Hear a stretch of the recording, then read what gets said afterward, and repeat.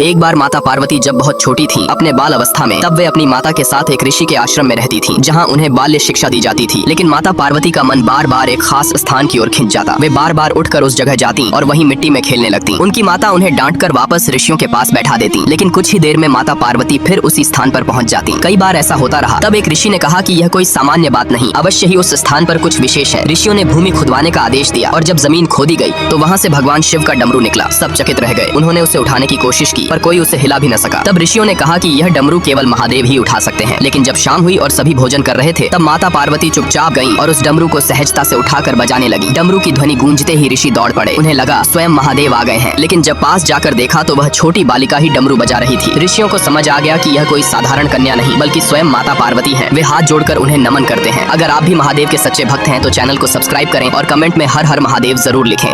आखिर क्या हुआ जब एक साधु ने शिवलिंग पर चढ़ाया मांस। दरअसल एक बार की बात है जब माता पार्वती जंगल में मिट्टी का शिवलिंग बनाकर उसकी पूजा कर रही थी। पूजा के बीच वह फूल तोड़ने के लिए थोड़ी देर के लिए वहां से चली जाती हैं। लौटने पर देखती हैं कि कुछ साधु उस शिवलिंग की पूजा कर रहे हैं। माता पार्वती उन्हें रोकती हैं और कहती हैं, यह शिवलिंग मैंने बनाया है, आप अपनी पूजा अपने शिवलिंग पर करें। तब एक साधु कहता है, शिवलिंग किसी का नहीं होता, यह सबका होता है। तभी एक साधु जो वास्तव में स्वयं भगवान शिव होते हैं उस शिवलिंग पर मांस चढ़ाने लगते हैं। यह देखकर माता पार्वती चौंक जाती हैं और उन्हें रोकते हुए कहती हैं, शिवलिंग पर बेलपत्र धतूरा चढ़ाया जाता है, मांस नहीं। तभी भगवान शिव कहते हैं, देवी संसार की हर वस्तु शिव की ही बनाई हुई है, फिर क्या अपवित्र और क्या पवित्र। जैसे ही वह मांस चढ़ाते हैं वह मांस शिवलिंग में समा जाता है। माता पार्वती जब अपने फूल अर्पित करती हैं तो शिव उन्हें स्वीकार नहीं करते। यह देखकर माता पार्वती हैरान हो जाती हैं और पूछती हैं, भगवान ने आपका मांस कैसे स्वीकार कर लिया और मेरा फूल नहीं। तभी भगवान शिव उत्तर देते हैं, भक्ति बाहर से नहीं अंतर मन से होती है। फिर एक साधु कहता है, स्नान से शरीर तो साफ होता है लेकिन मन की मलिनता का क्या, पवित्र और अपवित्र सब भ्रम है देवी। यह सुनकर माता पार्वती को अपनी भूल का एहसास होता है और वे उन साधु से क्षमा मांगती हैं और पूर्ण समर्पण के साथ शिव भक्ति में लीन हो जाती हैं। महादेव के सच्चे भक्त चैनल को सब्सक्राइब करके कमेंट में हर हर महादेव अवश्य लिखें।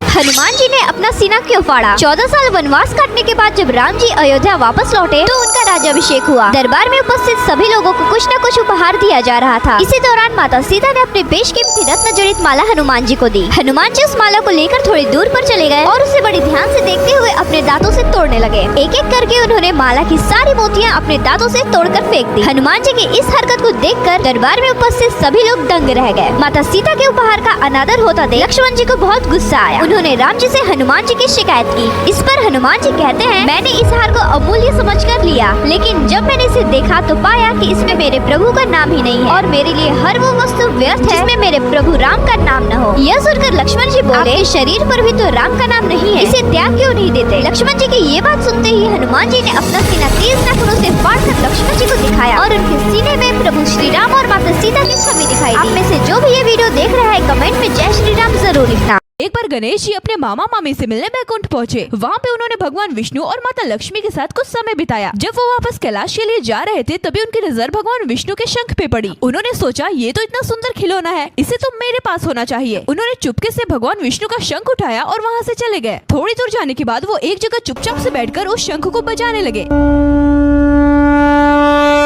जिसकी ध्वनि पूरे ब्रह्मांड में गूंज रही थी। उसकी आवाज सुनकर भगवान विष्णु माता लक्ष्मी से कहते हैं, देवी सुन रही है ना आप? इस शंख की आवाज तो बिल्कुल मेरी शंख जैसी मधुर है। माता लक्ष्मी कहती है, प्रभु ये आप ही का तो शंख है जिसे गौरी पुत्र अपने साथ ले गए हैं। ये सुनकर विष्णु जी तुरंत गणेश जी के पास गए और उनसे अपना शंख मांगने लगे। पुत्र मेरा शंख लौटा दो। पर गणेश जी कहाँ किसी के सुनने वाले, उल्टा उन्होंने शंख को ही निगल लिया। विष्णु जी के बहुत विनती करने के बाद जब गणेश जी नहीं माने तब विष्णु जी ने एक तरकीब निकाली। वो गणेश जी के सामने उठक बैठक करने लगे, जिसे देखकर गणेश जी जोर जोर से हंसने लगे और उनके पेट से शंख निकलकर वापस विष्णु जी के हाथों में आ गया।